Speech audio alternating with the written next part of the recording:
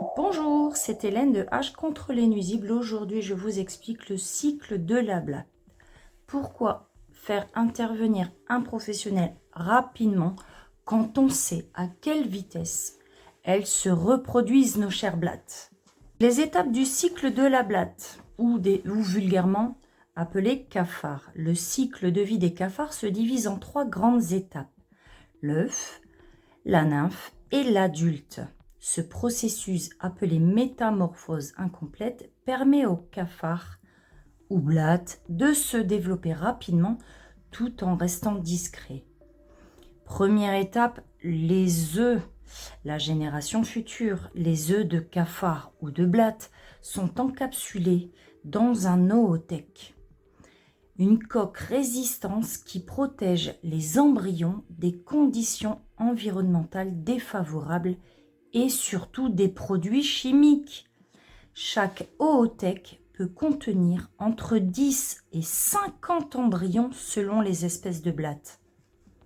Les oothèques sont souvent déposés dans des endroits sombres, chauds et difficiles d'accès, ce qui les rend hyper compliqués à détecter et surtout à traiter.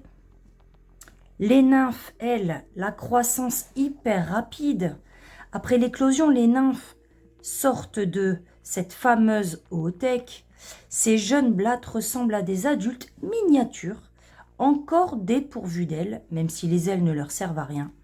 Et au cours de leur développement, elles muent plusieurs fois, augmentant leur taille et leur résistance aux insecticides toujours et aux conditions environnementales.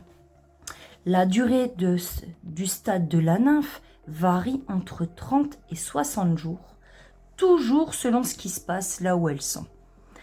Elles se nourrissent activement de matière organique qui ainsi accélère leur croissance.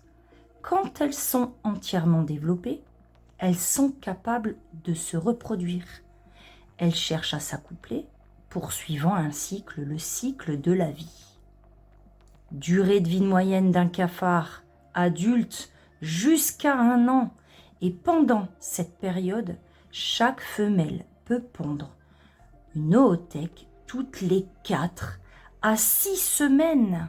Vous imaginez donc la prolifération rapide de ces petites bêtes que l'on déteste tous, nos chers cafards et blattes.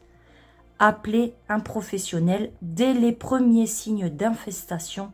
Ne vous laissez pas submerger par ces bêtes. Appelez Hélène de H contre les nuisibles.